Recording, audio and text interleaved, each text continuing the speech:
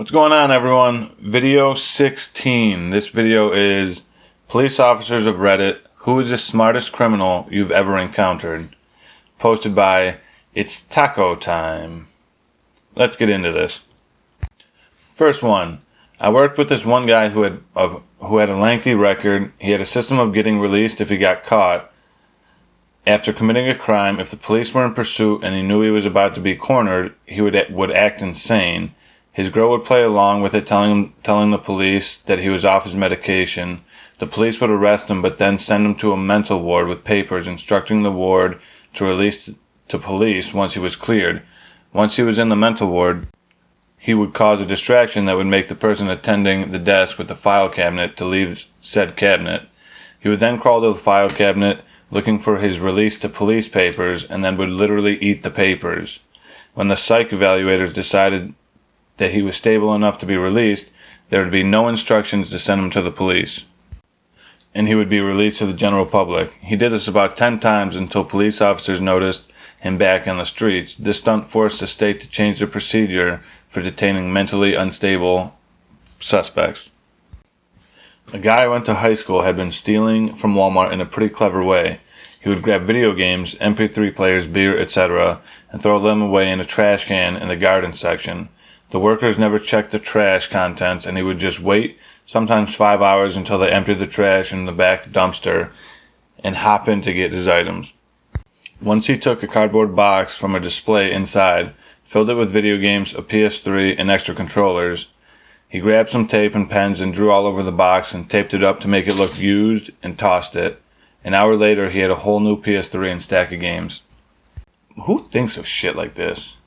I mean, there's always someone to try and bend the rules and figure out ways to scheme and scam. It's ridiculous.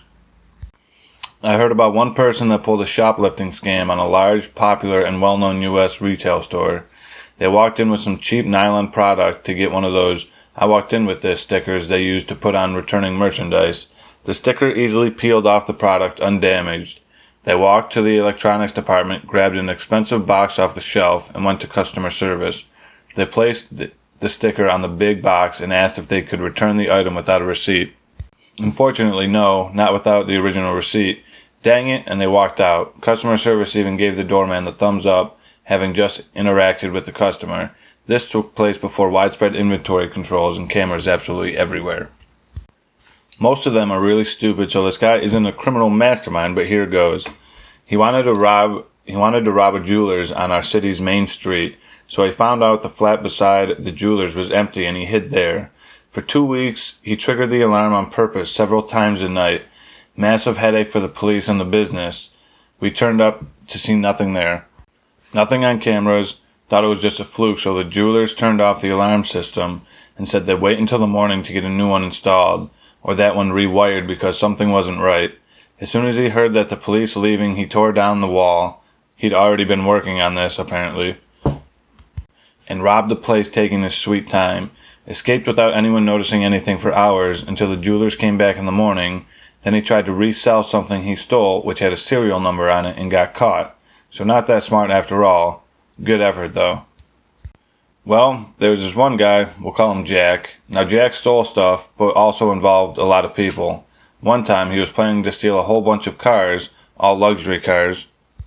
So what he did was he got his people to call 911, etc. from all different places and countries to tell them that car theft was taking place in multiple places. Oh, he also only used a few people each time. So it was different voices, people, locations, etc. So the police went each time until they actually did the crime, then no one came. He was never caught. When the owner of those cars came, the police didn't believe him. 10 out of 10 genius right there.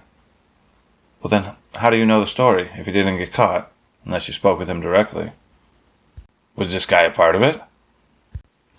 There was a guy with over 50 speeding charges with the name Prao Jazdi. He was in a different car with a different disguise every single time. Eventually, after the government set up a special task force to take down this guy, they realized that Prao Jazdi means driver's license in Polish. Clarification, it was 50 different people. The police just wrote down their name as Prao Jazdi. Hope I'm saying that right. Every time someone with a Polish driver's license was caught speeding. There's a small tourist town where I grew up that is divided in half by a big river. The only way between the two sides is over a long bridge, unless you go all the way around another mountain pass. These guys called in like 2-3 bomb threats to a posh hotel on one side of the bridge. I think they even left some dummy packages. All the police went across the bridge to do crowd control, etc., etc. The guys then called in a bomb threat on the bridge and started robbing stuff on the other side. The police couldn't be positive the bomb threat was real or not and hesitated long enough to give the thieves a head start. I first heard this story about 10 years ago in Banff, Alberta. Never bothered to look up what was real versus what is invented.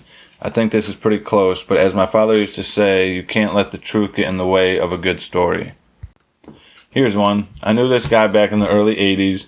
Let's call him Jim. Well, he really wanted this high-powered super bike, but he knew he couldn't ever afford it. So what he did was take drive to London and scouted about for a few days until he found that particular model parked outside his house. He goes back that night with a slide hammer, pulls the lock, and steals the bike. He gets it home, puts it in his garage, and completely strips it so that the only thing left is the frame and the bottom half of the engine, which he drags into the weeds at the bottom of his garden. Then he pours fuel over it and burns it a bit. A few weeks pass, and weeds have started growing over it. It's at this point he calls the cops and reports that someone had dumped a bike frame in his garden. The cops show up, and he explains that he just got back from being away and found it. The cops take the frame and note down his name and address. A few days later, the cops call him and say that the bike had been stolen from London a month or so ago, from the serial number on the bottom of half of the engine and frame, and that insurance company had classed the bike as a write-off, and he told the cops to dispose of it. Now, because the frame was found in his garden and the insurance company didn't want it, the cops were duty-bound to ask him if he wanted to keep it, or if they should throw it. So he tells them that he'd always wanted to build a bike. He gets the frame back from them, repaints it, then puts it all back together and re-registers it as Q-Reg, stolen and recovered. Working in home improvement store when younger, this guy came in, went to the snowblowers, took one and went to the return desk, said he wanted to return it but had no receipt.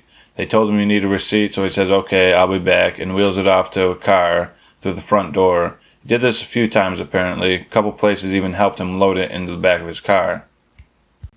Obligatory, not a cop, but close on 20 years ago, now a guy in Australia's Gold Coast got away with bank robbery in broad daylight.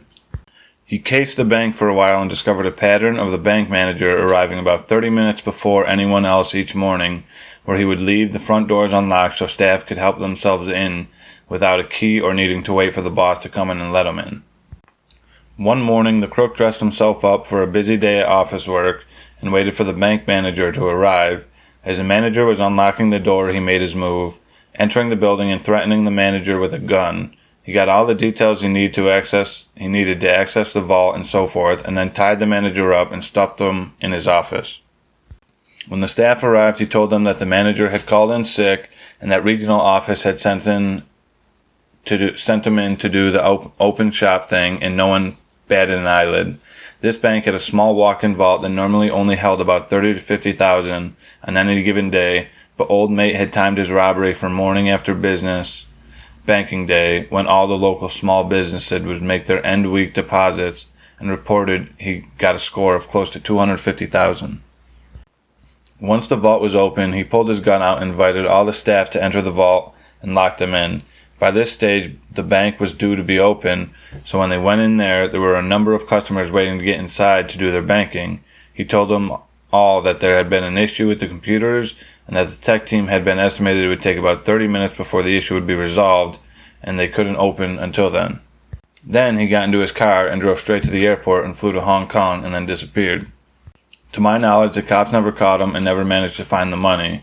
They knew he'd have to leave most of it in Australia somewhere, because you can only take 10,000 AUD in cash in any currency out of the country before customs pulled you into the interview room.